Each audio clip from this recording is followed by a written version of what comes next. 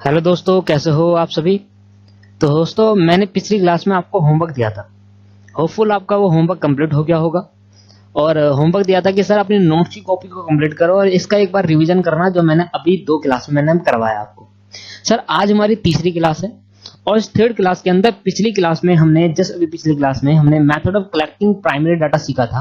और उसके अंदर हमने देखा था कि मेथड प्राइमरी डाटा को कलेक्ट करने के 5 तरीके होते हैं। अब उस पांचों तरीकों को हम अब डिटेल में कवर करने जा रहे हैं। क्या वो 5 तरीके हैं?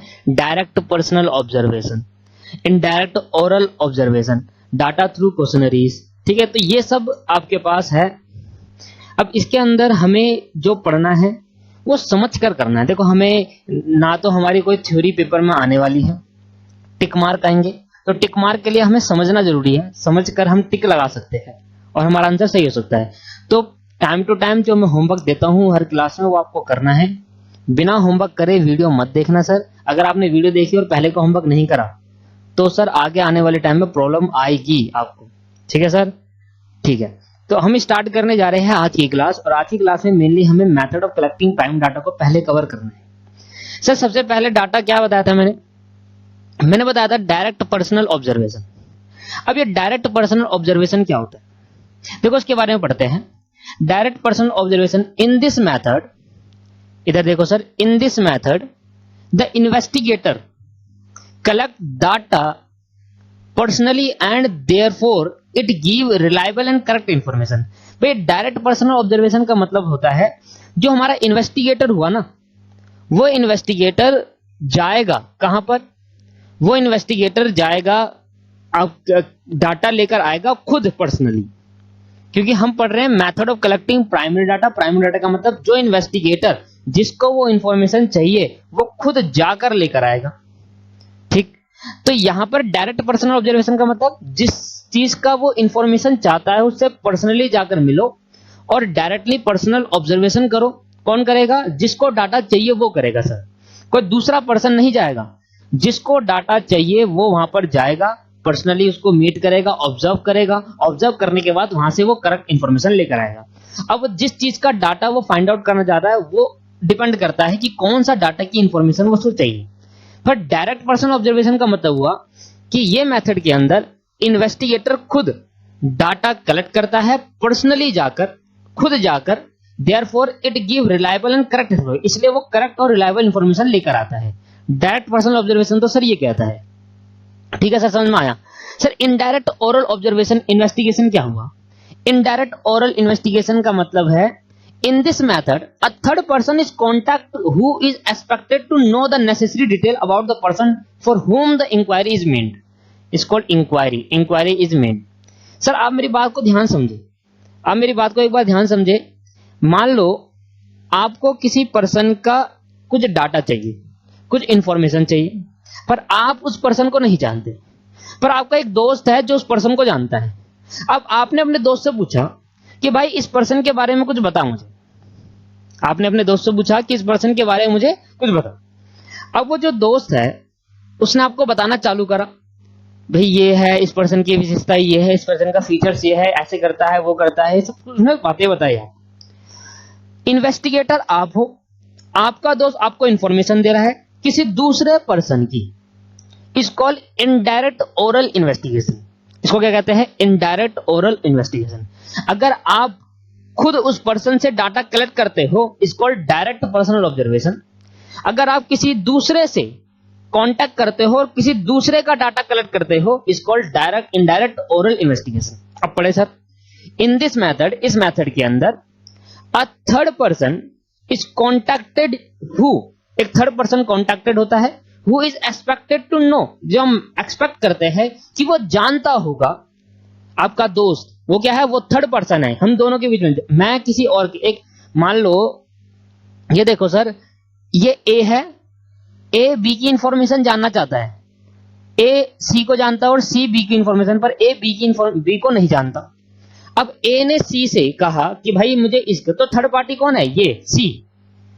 तो ए बी की इंफॉर्मेशन जानना चाहता है, पर ए ने पूछा किससे? सी से, कि भाई तू मुझे बता दे बी के बारे में, क्योंकि मैं उसको जानता नहीं। तो हम इस पर्सन में थर्ड पार्टी से कांटेक्ट करते हैं, third party means see, who is expected to know the necessary, और हम ये एक्सपेक्ट करते हैं कि जो सी है वो बी के बारे में जानता होगा। ठीक है, देखो क्या लिखा है, who is expected to know the necessary detail about the person for whom the inquiry is made, जिसके लिए इंक्वायरी हो रही थी उसके बारे में वो तीसरा पर्सन जानता होगा। ऐसे इन्वेस्टिगेशन को इन्वेस्टिगेशन इनडायरेक्ट ओरल इन्वेस्टिगेशन कहते हैं।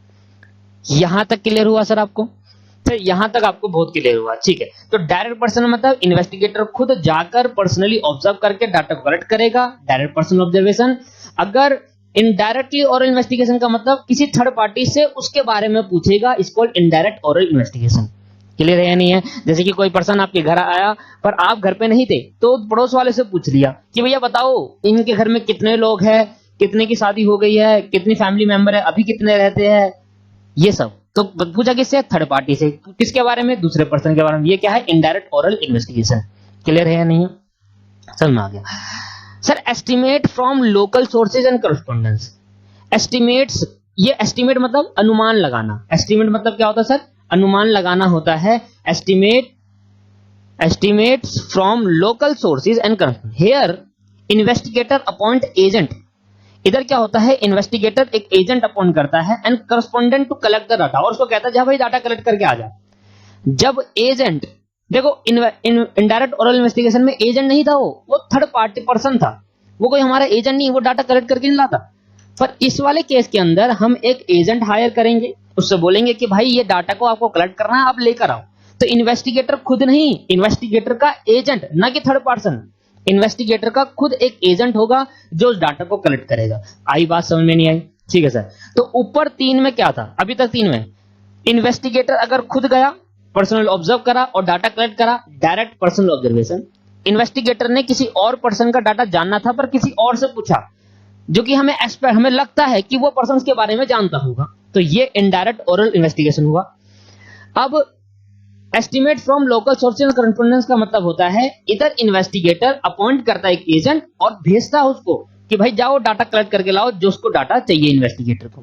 क्लियर है यहां तक? नहीं है सर? एक होता है चौथा पॉइंट हमारा, डाटा थ्रू क्वेश्चनरीज। याद है मैंने आपको एक फिल्म के बारे में बताया था, मालामाल वीकली, होपफुल आपने अभी चेक करा होगा यूट्यूब पर, अगर नहीं करा तो अभी जाके चेक करो। मालामाल वीकली के अंदर वो घर घर जाता है, क्वेश्चंस उसके हाथ में होते हैं, वो पूछता है कि भाई घर में कितने लोग, शादी हुई नहीं हुई, कितने की शादी होगी, बच्चे कितने हैं, बच्चों की शादी हुई नहीं हुई, है ना, कितने फीमेल है कितने मेल है, ठीक है, ये सब चीजें। ये क्या है? Data through questionnaire. इसके अंदर क्या होता है? क्वेश्चन, हमारा क्वेश्चन होता है, इसमें हम क्वेश्चन सेट कर लेते हैं, उस क्वेश्चन में पूछते हैं, वो फिल करते जाते हैं, बस ये होता है। तो देखो क्या लिखा हुआ है, the data can be collected by preparing a questions. Data can be collected by preparing a question. भाई क्वेश्चन को प्रिपेयर करके डाटा हम क्या कर लेते हैं? कलेक्ट। हमने क्वेश्चन प्रिपेयर करा कि भाई कितनी फैमिली, मेल कितने, फीमेल कितने, कितनी की शादी हो गई, कितने बच्चे हैं, ये सब टोटल फैमिली मेंबर कितने हैं, ये तो क्वेश्चन हुए। अब पूछते जाएंगे, वो भरता जाएगा। Getting it filled by a person concern, person के कंसर्न करके फिल्ड कर लेंगे उस डाटा को। यहां तक क्लियर हुआ या नहीं हुआ सर? यहां तक मेरी बात समझ में आ गई आप? Investigation through enumerators. Investigation through enumerators का मतलब है ये method generally employed by the government for population census. Population निकालने के लिए गवर्नमेंट द्वारा यूज करा जाता है इन्वेस्टिगेटर थ्रू इन्यूमिनेटर्स। इन्यूमिनेटर मतलब गवर्नमेंट एम्प्लॉय जो है, उनसे हमने जाना कि भाई बताओ पॉपुलेशन आज इस बार कितना है, तो गवर्नमेंट क्या करती है? गवर्नमेंट खुद जाएगी क्या? मोदी जी खुद जाएंगे? नहीं सर। गवर्नमेंट क्या करती है? गवर्नमेंट के पास गवर्नमेंट एम्प्लॉय होते हैं, एम्प्लॉय से बोलते हैं कि भैया जाओ पॉपुलेशन सेंसस फाइंड आउट करो, और वो स्टैटिस्टिक्स दे देते हैं। It's called investigator through enumerators. ठीक है, यहां तक क्लियर हुआ आपको? तो सर अभी तक हमने क्या पढ़ा? अभी तक हमने सिर्फ अभी पिछली क्लास का कुछ रह गया था वो पढ़ा है सर। अब हम method of collecting secondary data पढ़ रहे हैं। सेकेंडरी डाटा का मतलब क्या था कि भाई प्राइमरी डाटा और सेकेंडरी डाटा में डिफरेंस पता है आपको? हाँ जी सर पता है। प्राइमरी डाटा का मतलब है कि हम खुद जाकर डाटा कलेक्ट करें तो प्राइमरी, हमारे बिहाफ पर कोई और जाकर डाटा कलेक्ट करे तो सेकेंडरी। प्राइमरी डाटा और सेकेंडरी डाटा का मतलब यही था, ठीक है। अब सेकेंडरी डाटा कलेक्ट करने के क्या क्या तरीके हैं वो हम पढ़ रहे हैं। सेकेंडरी डाटा कलेक्ट करने के क्या क्या तरीके हैं, और अभी तक हमने इसके ऊपर पढ़ा प्राइमरी डाटा कलेक्ट करने के क्या क्या तरीके हैं, ठीक है। सेकेंडरी डाटा पढ़ते हैं। लिखा है the secondary data can be collected from following sources. Secondary data can be collected from following sources. नीचे दिए गए सोर्सेज से सेकेंडरी डाटा कलेक्ट, मैं बहुत सारे थे, मैंने कुछ पॉइंट लिखे जो इंपॉर्टेंट है, ज्यादा इसको ध्यान में देने भी नहीं है, बस एक बार समझना है कि सेकेंडरी डाटा कलेक्ट करने की क्या है। देखो, इंफॉर्मेशन कलेक्टेड थ्रू न्यूज़पेपर और पीरियोडिकल। बताओ, न्यूज़पेपर में जो डिटेल आएगी वो न्यूज़पेपर वाले कलेक्ट करके लाएंगे, और इन्फॉर्मेशन किसको मिली? हमको। तो क्या हम गए क्या कलेक्ट करने वहां पर? नहीं सर, नहीं, न्यूज़पेपर वाले पर्सन गए वहां पर कलेक्ट करने, तो हमारे बिहाफ पर हमें इंफॉर्मेशन देने के लिए कोई और गया, दिस कॉल्ड सेकेंडरी डाटा। तो सेकेंडरी डाटा कहां से कलेक्ट हो सकता है? न्यूज़पेपर से। और पीरियोडिकल स्टेटमेंट, मतलब पीरियोडिकल स्टेटमेंट का मतलब होता है कि हर हफ्ते में कोई स्टेटमेंट आई, जैसे न्यूज़पेपर पे क्या होता है, दिन के हिसाब से होता है, वो हफ्ते के हिसाब से होता है, महीने के हिसाब से होता है, ऐसे होता है। ठीक है। Information obtain from the publication of trade association. भाई पब्लिशियन ट्रेड एसोसिएशन क्या करती है? ये करती है भाई एसोसिएशन के पॉइंट ऑफ व्यू से ये इंफॉर्मेशन कलेक्ट करती है, इंफॉर्मेशन कलेक्ट करके पब्लिश कर देती है हर जगह पर।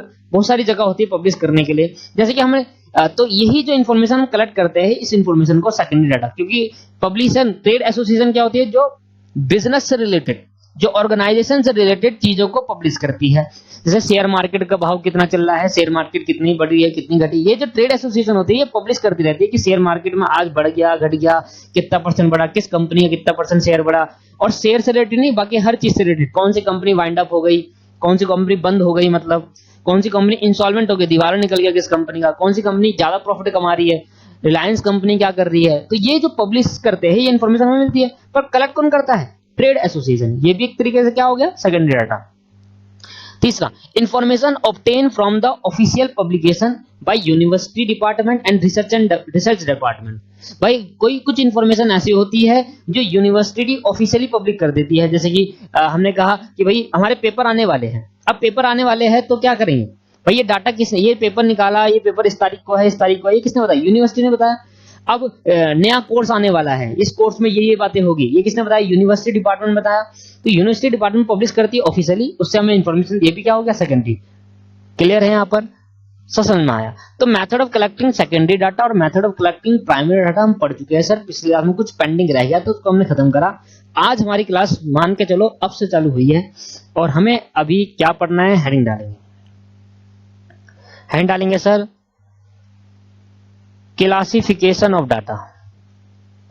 सर ये जो चैप्टर है दोस्तों, ये जो चैप्टर है ना क्लासिफिकेशन, ये पूरा स्टडी नोट, इसमें थ्योरी ज्यादा है। अब मैं इसमें कुछ कर नहीं सकता, अब मैं थ्योरी नहीं पढ़ाऊंगा तो आप कहोगे सर कोर्स रह गया। ठीक है, तो मेरा पर्पस तो सर पूरा कोर्स कंप्लीट कराना है बिल्कुल अच्छे से। तो मैं चाहता हूं कि थ्योरी को साथ साथ शुरू में ही ले ले, क्योंकि जब हम प्रैक्टिकल करने लग जाएंगे तो थ्योरी को नहीं देखेंगे, फिर प्रैक्टिकल दिखता है हमें। इसलिए मेरा पर्पस हमेशा ये रहता है कि थ्योरी को पहले कवर कराकर खत्म करते हैं और फिर प्रैक्टिकल स्टार्ट करेंगे, तो प्रैक्टिकल पे ज्यादा फोकस रहेगा हमारा। तो आज की हमारी हेडिंग है क्लासिफिकेशन ऑफ डाटा। डाटा को कैसे क्लासिफाई करेंगे? याद करो, singular sense of used in statistics. जब सिंगुलर सेंस में यूज होते तो 5 स्टेज लिखवाई थी। आ रहा है आपको याद? मैं आपको दिखा देता हूं। छोड़ो, आपको याद आ गया है कि हमें 5 स्टेज आपने लिखा भी होगा अपने नोट्स की कॉपी। मैंने कहा था नोट्स की कॉपी कंप्लीट करो, जब कंप्लीट कर रहे होंगे तो आपने देखी भी होगी। ठीक है, तो सर हम ना थ्योरी को अच्छे से करेंगे। थ्योरी को अच्छे से करने के बाद जब हम पहला चैप्टर अच्छे से कंप्लीट कर लेंगे, तो उसके बाद जब हम सेकंड चैप्टर पढ़ेंगे, मतलब सेकंड चैप्टर नहीं, स्टडी नोट। ठीक है, पहले स्टडी नोट में मैंने आपको कितने बताया? 4 चैप्टर है, चारों जब कंप्लीट कर लेंगे सारे थ्योरी वाले, जब हम सेकंड स्टडी नोट में जाएंगे तो हमारा पूरा प्रैक्टिकल है।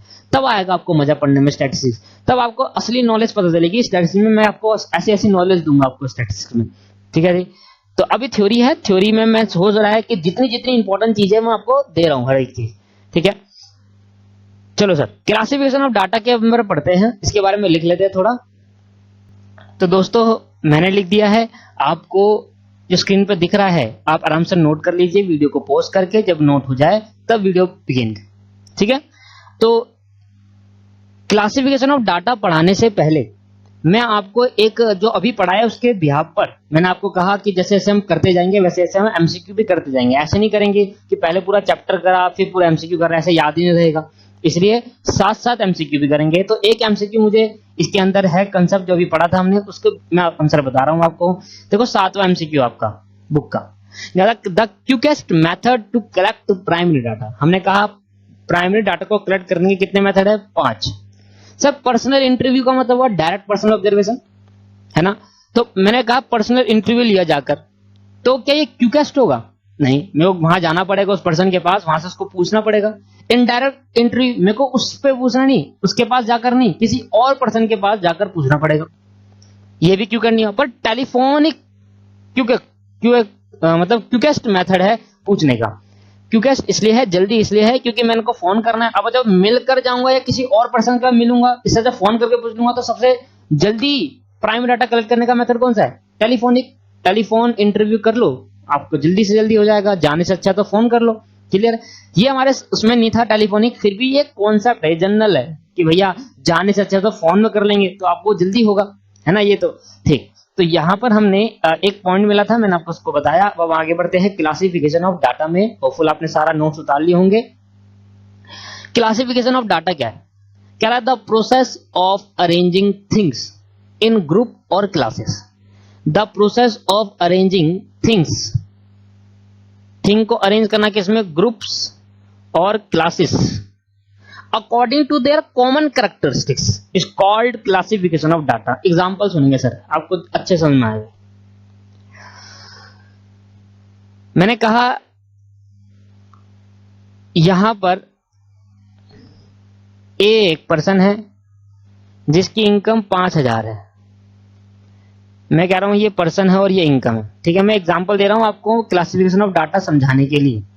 मैंने कहा ये एक पर्सन का नाम है, ये इनकम है उसकी।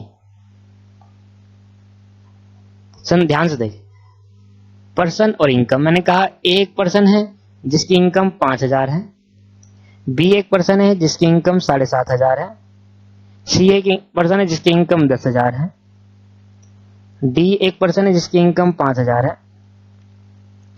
ई एक पर्सन है जिसकी इनकम 5,000 है, एफ एक पर्सन है जिसकी इनकम 7,500 है, और डी हो गया, जी एक पर्सन है जिसकी इनकम 10,000 है।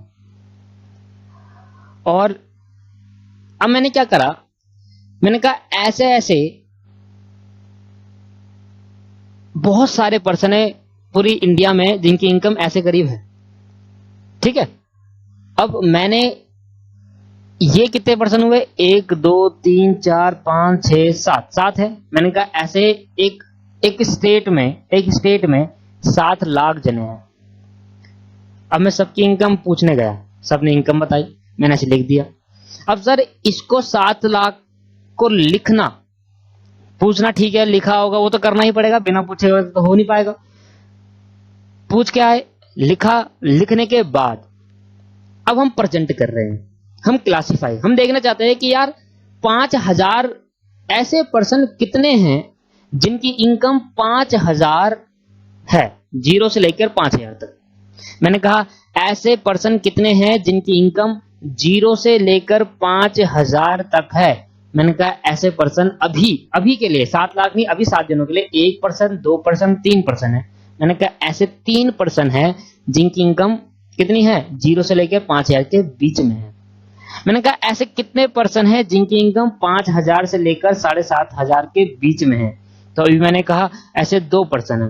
भाई 6.5 भी हो सकती है, 6 भी हो सकती है ना? और मैंने कहा ऐसे कितने पर्सन है जिनमें 7,500 से लेकर 10,000 है? कितने भाई? मैंने कहा ऐसे कितने पर्सन है? 2 पर्सन है। तो मैंने कहा ऐसे करके भाई इसको 3 लाख ले लो, इसको 2 लाख ले लो, इसको 2 लाख ले लो, ऐसे करके इतने पर्सन है जिनकी 2 लाख जने ऐसे हैं जिनकी इनकम 5,000 से 7,000 के बीच में आती है। 5,000 7,000 इंक्लूड होगा, एक्सक्लूड होगा, ये बात की बात है, इसको नहीं। सर अभी आपको प्रॉब्लम आ रही होगी, भैया ये बताओ कि ये 5,000 इसके अंदर इंक्लूड है या एक्सक्लूड है? 5,000 को सर वो तो सीखना ही नहीं है, अभी तो मैं आपको कौन सा समझा रहा हूं, उसके बारे में तो डिटेल में बात करूंगा मैं आपसे, ठीक है? तो अभी ये सीख रहे हैं क्लासिफिकेशन ऑफ डाटा क्या होता है। हमने क्या करा? हमने एक रफ डाटा को, एक रॉ डाटा को, याद आ रहा है रॉ डाटा जब वो ओरिजिनल डाटा, तो ये ऐसे करके 7,000 थे पर्सन। इन 7,000 पर्सन को हमने 3 कैटेगरी में क्लासिफाई कर दिया। इसी को कहते हैं भाई क्लासिफिकेशन ऑफ डाटा। और जब हमने इसको क्लासिफाई करा तो इसको बोलते हैं ग्रुप और क्लासेस। क्या बोलते हैं सर? ग्रुप और क्लासेस। तो यहां पर देखो कि हमने देखा the process of arranging things, things मतलब कुछ भी हो सकती है, इनकम हो सकती है, इनकम हो सकती है, मेल फीमेल हो सकता है, कुछ भी हो सकता है। थिंग्स इन ग्रुप या फिर इन क्लासेस। ग्रुप और लिखा है, या तो ग्रुप बोल लो या क्लासेस बोल लो, according to their common characteristics. अभी कॉमन कैरेक्टरिस्टिक्स का मतलब क्या हुआ, मैंने कहा इस तीन के अंदर कौन कौन से पर्सन है, ए डी और ई। तो ए डी ई एक ही कॉमन कैरेक्टरिस्टिक्स है इनका, जिनकी इनकम 5,000 है, इसको बोलते हैं कॉमन कैरेक्टरिस्टिक्स। तो मैंने कहा जब आप ग्रुप बनाओगे या क्लासेस बनाओगे तो वो ग्रुप और क्लासेस में जब आप डालोगे, अरेंज करोगे, तो वो एक कॉमन कैरेक्टर, मतलब 5,000 वाले ही डालना। अगर 0 से 5,000 वाला ग्रुप है तो उसमें 5,000 वाले ही पर्सन डालना कितने हैं, तो वो जो 5,000 वाले पर्सन 10 है, 20 है, 30 है, यही कॉमन कैरेक्टरिस्टिक्स होता है। इसी को अरेंज करने को ही क्लासिफिकेशन ऑफ डाटा कहा जाता है।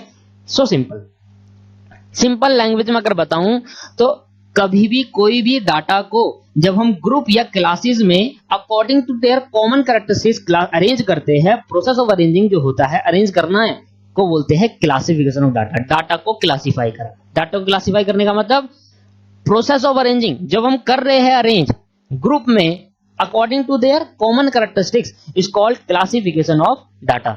यहां तक क्लियर है या नहीं? यहां तक क्लियर है सर? यहां तक समझ में आया कि आज समझ में आया कि क्लासिफिकेशन ऑफ डाटा एक्चुअल में था क्या? ठीक है सर, क्लासिफिकेशन ऑफ डाटा समझने के बाद हमने कहा इसके कुछ टाइप्स है, और टाइप्स आपको सामने दे रखे हैं। कह रहा है कि quantitative classification, temporal classification, spatial classification, spatial और जियोग्राफिकल क्लासिफिकेशन और क्वालिटेटिव क्लासिफिकेशन। 4 तरीके की क्लासिफिकेशन है इसके अंदर, इसको हम पढ़ने जा रहे हैं। अभी तक अगर आपने एग्जाम्पल नहीं उतारा तो ये एग्जाम्पल उतार लीजिए अच्छे से पहले, ठीक है, फिर हम आगे इसको बढ़ते हैं। दोस्तों अब हम इनको 1 2 3 4 जो हमारे है types of classification of data, इसको हम पढ़ने जा रहे हैं। अब सर इसके लिए मैं आपको आप अपनी बुक खोलेंगे, अगर आपके पास बुक नहीं है तो स्क्रीन पे देखेंगे, ठीक है। बुक है तो बुक का पेज नंबर 101 खोलिए। अब बुक का जब पेज नंबर 101 खोलोगे तो इसमें जो नोट्स है, इसमें जो हमने बता रखा है इसके अंदर, वो बहुत ही अच्छे तरीके से बता रखा है। इसको ही मैं उतारता, इसलिए मैंने यहाँ पर दिखा दिया आपको। तो आपको जब ये टाइप्स तो आपने यहाँ तक लिख दिया था, यहाँ पर लिखने के बाद पूरा कॉपी करोगे अपनी नोट्स की कॉपी में, पूरा यहाँ तक सर, यहाँ तक कॉपी करोगे एज इट इज, एक एक वर्ड ऐसी कॉपी करना है आपको, ठीक है। जब वो कॉपी कर लोगे इसको, अगर आपके पास बुक नहीं है तो कोई बात नहीं, यहां से देख के करो। अगर आपके पास बुक है तो आप अपनी बुक में से देख लो, पर ये मत सोचना कि अगर बुक में है तो बुक में से ही पढ़ लेंगे, नहीं सर। आपको ये कॉपी कर कर मुझे बताना है, मैसेज कर कर कि सर हमने कॉपी कर लिया है। क्लियर? ठीक है सर, भरोसा मैं आप पे कर रहा हूं, आप भी मुझ पे भरोसा करेंगे, और जब ट्रस्ट होगा आप पे और मेरे पे, तभी हम आगे अच्छा स्कोर कर पाएंगे। सर मैं भी मेहनत में लगा हूं आपको अच्छा स्कोर करने के लिए, आपको भी मेहनत करनी है, ठीक है। तो अच्छे से ईमानदारी से करना है, पूरा कॉपी करना है अच्छे से, ठीक है। सर हमें पढ़ना है quantitative classification. Sir quantitative classification में हमारा जो पहला था क्वांटिटेटिव क्लासिफिकेशन, ये क्या कहता है देखना। When the basis of classification, जब क्लासिफिकेशन का जो बेसिस है वो according to the difference quantity, according to difference quantity, quantity के बेसिस पर जब हम क्लासिफाई करते हैं इज कॉल्ड क्वांटिटेटिव क्लासिफिकेशन। क्या बोला मैंने? जब हम क्वांटिटी के बेसिस पर, क्वालिटी नहीं, क्वांटिटी के बेसिस पर जब हम क्लासिफाई करते हैं इज कॉल्ड क्वांटिटेटिव क्लासिफिकेशन।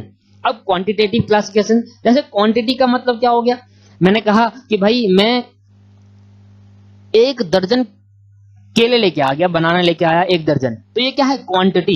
क्या मैंने बनाना की क्वालिटी देखी? नहीं सर, मैंने क्या देखा? बनाना की क्वांटिटी देखी कि 1 दर्जन, 1 किलो ये कुछ लिया आया, 1 लीटर कुछ लिया आया, है ना। तो ये जब मैं क्वांटिटी के हिसाब से क्लासिफिकेशन करता हूं तब वो क्वांटिटेटिव क्लासिफिकेशन कहता है। When the basis of classification is according to difference in quantity, जब अलग अलग क्वांटिटी में डिफरेंस की वजह से जो क्लासिफिकेशन होता है उसी क्लासिफिकेशन को क्वांटिटेटिव क्लासिफिकेशन कहा जाता है, ठीक है। ये उतारनी है लाइन आपको। द क्वांटिटेटिव क्लासिफिकेशन, ये तो पहला पॉइंट हुआ, फर्स्ट पॉइंट पे उतारना है, सेकंड पॉइंट पे उतारना है। The quantitative classification refer to the classification that are based on figure, इतना सेकंड पॉइंट होना चाहिए। वो क्वांटिटेटिव क्लासिफिकेशन का मतलब ये उस क्लासिफिकेशन को रिफर करता है जो फिगर में रेड पेन से इसको करना है जो फिगर में हो, जैसे कि 200 500 नंबर्स में हो, उसको करता है। तो इधर जो क्वांटिटी का मतलब क्या है, नंबर्स। क्या है क्वांटिटी का मतलब, क्या है सर, क्वांटिटी का मतलब है फिगर, और फिगर मतलब नंबर्स, ठीक है, क्वांटिटी का मतलब ये है।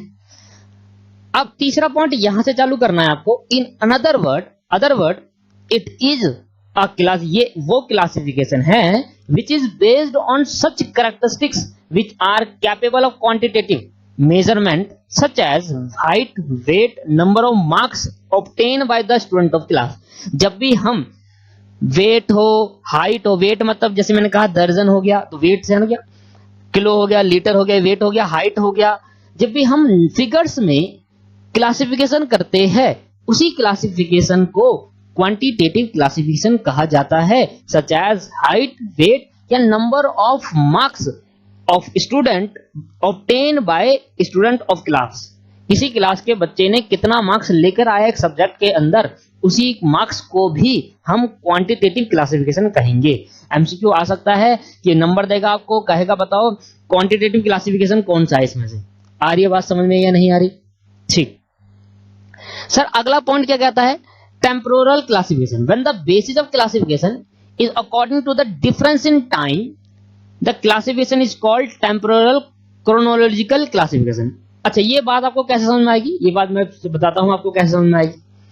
आप इधर आएंगे नोट्स में, और नोट्स में मेरी बात को एग्जांपल समझेंगे टेम्पोरल का।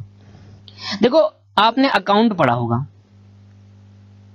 ठीक है, जब आपने अकाउंट पढ़ा था, मान लो 1 अप्रैल से आपने स्टार्टिंग करी अकाउंट्स की जनरल एंट्री प्रिपेयर करने के लिए। जनरल एंट्री को प्रिपेयर करने के लिए आपने अकाउंटिंग 1 तारीख से स्टार्ट करा। अब 2 अप्रैल को आपने एक बिल्डिंग खरीदी, तो आपने कहा बिल्डिंग आ गई, तो बिल्डिंग हमने परचेज कर ली, तो आपने एक एंट्री रिकॉर्ड कर दी, ठीक है।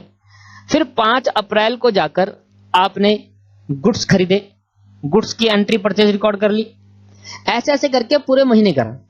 अब मुझे बताओ, क्या इन 2 और 5 के बीच में क्या 10 अप्रैल की मैं एंट्री रिकॉर्ड कर दूं क्या? सर आप कह रहे हो सर कैसी बातें कर रहे हो, सर कैसे रिकॉर्ड करेंगे? सर 10 अप्रैल की एंट्री 2 और 5 के बीच में थोड़ी ना, 2 और 5 के बीच में तो 3 और 4 वाली एंट्री होगी। इसलिए मैं कह रहा हूं, जब भी हम रिकॉर्ड करते हैं जनरल एंट्री के एस्पेक्ट से, अकाउंटिंग के एस्पेक्ट से, जब भी हम रिकॉर्डिंग करते हैं टेम्पोरल मतलब टाइम के हिसाब से रिकॉर्ड करते हैं। टेम्पोरल क्लासिफिकेशन मतलब इधर ये भी तो क्लासिफिकेशन हो रहा है, एक तरीके से हम रिकॉर्ड कर रहे हैं। जब भी हम रिकॉर्डिंग करते हैं, कैसे करते हैं, टेम्पोरल मतलब टाइम के हिसाब से, जो पहले होगा वो पहले रिकॉर्ड किया जाएगा। इसी को बोलते हैं क्रोनोलॉजिकल ऑर्डर में रिकॉर्ड करना। क्रोनोलॉजिकल मतलब जनरल एंट्री, अकाउंट में भी काम आएगा। General entry should be recorded on in chronological order. जो पहले एंट्री टाइम पे हुई थी वो पहले रिकॉर्ड करी जाएगी, बाद वाली एंट्री बाद में रिकॉर्ड करी जाएगी। तो 2 अप्रैल की एंट्री पहले होगी, 5 की पहले नहीं होगी। पहले 2 होगी, फिर 3 होगी, 4 होगी, 5 होगी, फिर जाकर 10 होगी। आ रही समझ में? तो यहां पर आप मेरी बात को ध्यान समझे। यहां पर क्या बोला इसने, जब हम क्रोनोलॉजिकल क्लासिफिकेशन करते हैं, क्रोनोलॉजिकल क्लासिफिकेशन मतलब जो चीज पहले थी टाइम के बेसिस पर जब हम क्लासिफिकेशन करते हैं, इस कॉल्ड क्रोनोलॉजिकल क्लासिफिकेशन। जब हम क्लासिफाई करा, जो भाई जो चीज पहले हुई उसको पहले बोला कि भाई ये पहले हुआ था, ये बाद में हुआ था, इसके बाद ये हुआ था, इसके बाद ये हुआ था। तो ऐसे ऐसे जब क्लासिफाई करेंगे तो टेम्पोरल क्लासिफिकेशन कहा जाएगा। क्लियर है यहां तक? यहां तक समझ में आया? तो क्रोनोलॉजिकल वर्ड का मतलब समझ में आया, जो पहले होगा उसको पहले क्लासिफाई करा जाएगा, जो बाद में टाइम पे हुआ है उसको बाद में। तो टाइम इज अ डिफरेंस क्या है इधर, इधर जो क्लासिफिकेशन है कौन से बेसिस पर करना है, टाइम के बेसिस पर। ऊपर क्लासिफिकेशन कौन से बेसिस पर था, क्वांटिटी के बेसिस पर। क्वांटिटी मतलब फिगर। अच्छा, तीसरा पॉइंट ऐसे ही उतारना है आपको, ये आपको ऐसे उतारना है, व्हेन स्पाटियल और geographical classification, when the basis of classification according to the geographical location place, the classification is called spatial and geographical. क्या मतलब हुआ, इसका मतलब ये हुआ, जब भी हम क्लासिफिकेशन प्लेस के बेसिस पर, लोकेशन के बेसिस पर करते हैं, इज कॉल्ड जियोग्राफी। जैसे मैंने कहा दिल्ली में कितनी पॉपुलेशन है, तो मैंने क्लासिफिकेशन किसके हिसाब से कहा, Delhi, state to state classification कर रहा हूं। तो ये कौन से क्लासिफिकेशन के अंदर आएगा, स्पाटियल या फिर जियोग्राफिकल क्लासिफिकेशन। तो जब कोई भी क्लासिफिकेशन किसके बेसिस पर हो, प्लेस लोकेशन के बेसिस पर हो, तो उसको क्या कहते हैं, स्पाटियल और फिर जियोग्राफिकल क्लासिफिकेशन कहते हैं। मैंने कहा मुंबई की कितनी पर कैपिटल इनकम है, या मुंबई में कितने पॉपुलेशन है, महाराष्ट्र में कितनी पॉपुलेशन है, तब स्टेट लोकेशन टू लोकेशन में क्लासिफाई कर रहा हूं, इज कॉल्ड जियोग्राफिकल क्लासिफिकेशन। आगे ये जो इंपॉर्टेंट पॉइंट है ये वाला देखो आप, यहां देखेंगे सर क्वालिटेटिव क्लासिफिकेशन, ऊपर था क्वांटिटी मतलब फिगर से, इधर है क्वालिटी, क्वालिटी मतलब समझ में आया कितना अच्छा है कोई चीज, ठीक है। When the basis of classing according to the characters और attributes like social status is called qualitative classification. कैसे समझ नहीं आया सर? मुझे भी नहीं आया समझ में। मैं आपको देखो जब नीचे वाली लाइन पढ़ोगे ना तो ऊपर का मीनिंग ऑटोमेटिकली समझ में आ जाएगा आपको। देखो ध्यान समझना, नीचे वाली लाइन देखो, पढ़ो क्लासिफिकेशन। आप कहोगे सर पढ़ा के तो हम भी पढ़ लेते, सर जो चीज पढ़ाकर होगी वो आपको पढ़ना ही पड़ेगा, और जो चीज कॉन्सेप्ट से होगी, इसमें कॉन्सेप्ट लायक कुछ है ही नहीं, मैं क्या बताऊं इसमें अलग से, इसमें बताने लायक अलग से कुछ नहीं है सर। जो चीज बुक में है उससे पढ़ेंगे तो ज्यादा अच्छा है, ठीक है। मैं यही बातें अगर लिख देता अलग से, फिर कहता है सर के तो नोट्स है, सर ये नोट्स में इसी में से तो लिखता हूं, और जो नोट्स में प्रोवाइड कराता हूं उसमें कुछ ऐड ऑन कर देता हूं, बस यही होता है सर। अब आपकी बुक में थोड़ा गलत लिखा हुआ है, आपकी बुक में तो बिल्कुल सही लिखा हुआ है। तो सर जो नोट्स में आपको देता हूं, जो भी नोट्स है उसके अंदर मेरे बहुत सिंपल लैंग्वेज में नोट्स होता है। दूसरी बात, जो चीज मुझे यहाँ पर स्टडी मटेरियल में अच्छी लगती है मैं यहाँ से पढ़ाता हूँ, पढ़ा के इसलिए करता हूँ क्योंकि आपका ध्यान यहाँ पर है। मैं तो आपको बोल कर भी बता सकता हूँ, मैं पांचों की पांचों आपको ऐसे बोलकर बता सकता हूँ, पर उसका कोई फायदा नहीं है। फायदा कब होगा? जब आप मेरे साथ लाइन टू लाइन पढ़ेंगे, ठीक है। देखना, classification according to attributes is the method in which the data are divided on the basis of quality. क्या बोला था ना? क्वालिटी के बेसिस पर, जैसे कि मैरिड और सिंगल।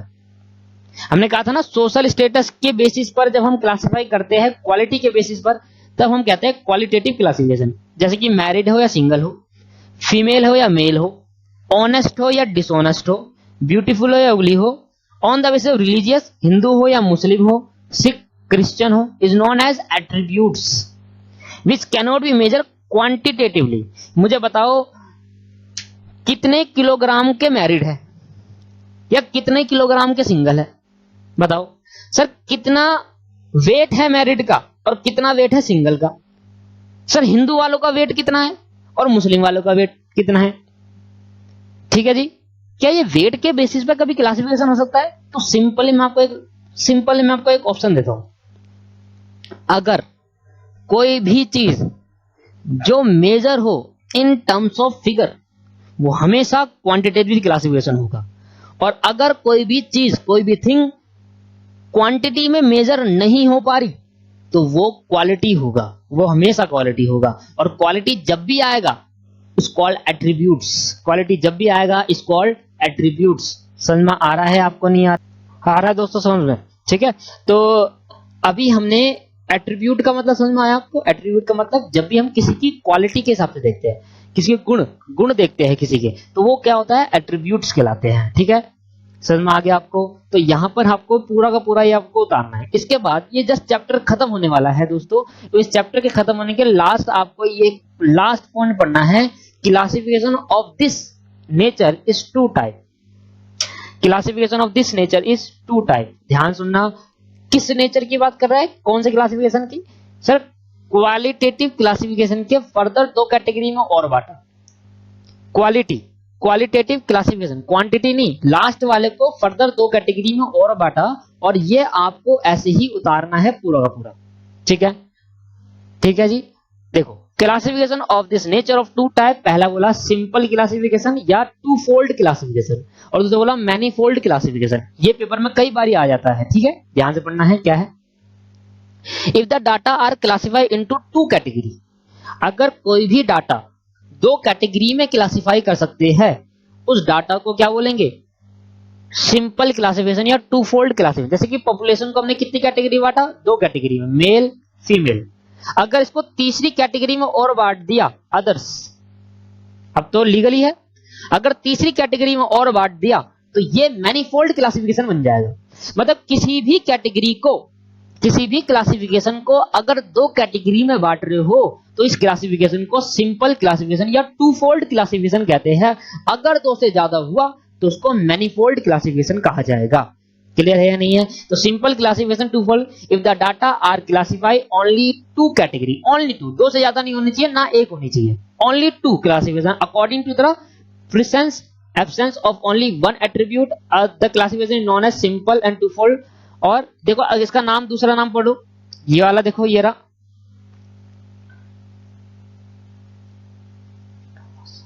तो सर ये वर्ड क्या है? ये वर्ड भी इसको बोलते हैं डाइकोटोमस। क्या बोलते हैं सर? डाइकोटोमस। तो डाइकोटोमस भी बोलते हैं, टू फोल्ड क्लासिफिकेशन भी बोलते हैं और सिंपल क्लासिफिकेशन भी कहते हैं। तो किसी भी क्लासिफिकेशन को क्वालिटी में, है ना, सिर्फ क्वालिटी में, किसी भी क्वालिटेटिव क्लासिफिकेशन को जब दो कैटेगरी में क्लासिफाई करा जाता है, इसको simple classification, two fold classification. जैसे कि मैंने कहा पॉपुलेशन मेल या फीमेल होगी, या लिटरेट या इलिटरेट, कोई पढ़े लिखे होंगे या ना पढ़े लिखे होंगे, तो दो में बांट दिया। जब मैं दो से, moreover if the classification is done according to the single attribute is known as one way classification. तो इसने बोला कि भैया, इसने नीचे भी देखो, इधर तो बोला एक, इधर बोला दूसरा, और तीसरा यहां पर आ गया सर। अगर एक में करोगे तो वन वे क्लासिफिकेशन कहा जाएगा, दो में करोगे तो two fold classification, simple classification कहा जाएगा, अगर दो या दो से ज्यादा करोगे तो मैनीफोल्ड क्लासिफिकेशन कहा जाएगा। जैसे कि मैंने कहा पॉपुलेशन को तीन कैटेगरी में बांटा, मेल, फीमेल या अदर्स। ठीक है, देखो अब जैसे कि मैंने कहा पर कैपिटल इनकम को तीन उसमें बांटा, लोगों की इनकम को तीन उसमें बांट दिया, पुअर, मीडियम और रिच, मिडल, पुअर और रिच, तीन में बांट दिया। तो ये भी क्या हो गया? Manifold classification. तो मैंने कहा अगर एक कैटेगरी में बांटा तो वन वे हो गया, ठीक है, एक कैटेगरी में, दो कैटेगरी में बांटा तो टू फोल्ड हो गया, और तीन कैटेगरी में बांटा तो या तीन से ज्यादा तो मैनीफोल्ड हो गया, है ना। ठीक है सर, तो यहां से समझ में आ गया। तो जब दो या दो से ज्यादा कैटेगरी में बांटेंगे तो मैनीफोल्ड, दो कैटेगरी में बांटेंगे तो टू फोल्ड, अगर वन में बांटेंगे तो वन वे क्लासिफिकेशन कहा जाएगा। क्लियर है? तो यहां हमने आज अपना फर्स्ट चैप्टर को कंप्लीट कर लिया है दोस्तों, और पहला चैप्टर हमने यहाँ पर कंप्लीट कर दिया। मैंने कहा था आपको, मैं आपको पहला चैप्टर कंप्लीट करा दूंगा 3 क्लास में। अब हमारा दूसरा चैप्टर स्टार्ट होगा, जिसको हम नाम देंगे mode of presentation of data, और इसके अंदर हम काफी अच्छी अच्छी बातें सीखेंगे जो हमें एमसीक्यू में काफी मदद करने वाली है। दूसरा चैप्टर यहाँ पर खत्म होगा, मैं आपको दिखा देता हूँ। तीसरा चैप्टर देखो 3.2 चालू हो गई, तीसरा चैप्टर चालू हुआ, तीसरा चैप्टर आपके पास ये चला यहाँ पर, और तीसरा चैप्टर थोड़ा बड़ा है और उसमें समझने लायक काफी कुछ बातें हैं जो आगे काम आने वाली है। तीसरा चैप्टर यहाँ पर खत्म होगा, ठीक है, पाई चार्ट में, और फ्रीक्वेंसी डिस्ट्रीब्यूशन हमारा चौथा चैप्टर है, और फ्रीक्वेंसी डिस्ट्रीब्यूशन खत्म होगा। और फ्रीक्वेंसी डिस्ट्रीब्यूशन सबसे इंपॉर्टेंट चैप्टर है अभी तक का इस पूरे स्टडी नोट में। क्यों है सर? क्योंकि ये आगे हमारा सेकंड चैप्टर में काम आएगा। 5 चैप्टर थे क्या इसमें? अच्छा, मोड ऑफ क्लासिफिकेशन को एक चैप्टर नहीं माना, जो ये वाला चैप्टर है दोस्तों, मोड ऑफ क्लासिफिकेशन, ये पहले चैप्टर में ही मैंने इंक्लूड कर रखा होगा। डायग्रामेटिक रिप्रेजेंटेशन ऑफ डाटा, ये वाला, सॉरी ये वाला नहीं, सॉरी ये वाला chapter, mode of classification of, mode और प्रेजेंटेशन ऑफ डाटा, ये नया चैप्टर नहीं है, इसी चैप्टर के अंदर मैंने इंक्लूड कर रखा है, पर ये बिल्कुल डिफरेंट है, पहले से बिल्कुल अलग। ठीक है, तो mode of presentation of data हम अपनी नेक्स्ट क्लास में स्टार्ट करेंगे, और होपफुल कि नेक्स्ट क्लास में कंप्लीट हो जाएगा। उसमें थ्योरी पार्ट ज्यादा है, देख रहे हो आप सर, ये पूरा थ्योरी पार्ट हमें समझना है बिल्कुल अच्छे से, और जितना इंपॉर्टेंट है, मैक्सिमम इंपॉर्टेंट बात यहाँ पर हमें समझते हुए चलना है। ठीक है, तो आज की क्लास में हमने काफी कुछ सीखा, पिछली की बह गई थी वो सीख लिया। आज का होमवर्क आपका क्या है? आज का होमवर्क आप सुनो, होमवर्क है कि आपको जो रिमेनिंग नोट्स उसको कंप्लीट करना है, रिमेनिंग नोट्स से कंप्लीट करना है, और पहले, दूसरा और तीसरा जो मैंने क्लास लिए अभी तक, 3 क्लास के जितने भी नोट्स आपने प्रिपेयर करे हैं उसको कम से कम 2 बार पढ़ना है, और इंपॉर्टेंट पॉइंट्स के नोट्स बनाने खुद अलग कॉपी में। नोट्स इन द सेंस कि आप इंपॉर्टेंट चीजें पढ़ेंगे उसमें, कि भाई आपको जो इंपॉर्टेंट लगता है वो आप पढ़ेंगे। ठीक है, तो अगली क्लास में वीडियो देखने से पहले ये वाला होमवर्क आपका कंप्लीट होना चाहिए। हर क्लास में आपको होमवर्क मिलेगा, आपकी ये खुद की रिस्पॉन्सिबिलिटी है कि आप होमवर्क को कंप्लीट करें। ठीक है दोस्तों, आज की क्लास में इतना ही, बाय बाय, टाटा। अगली क्लास में फिर दोबारा एक नया कंसेप्ट के साथ खत्म करेंगे टॉपिक को। Thank you.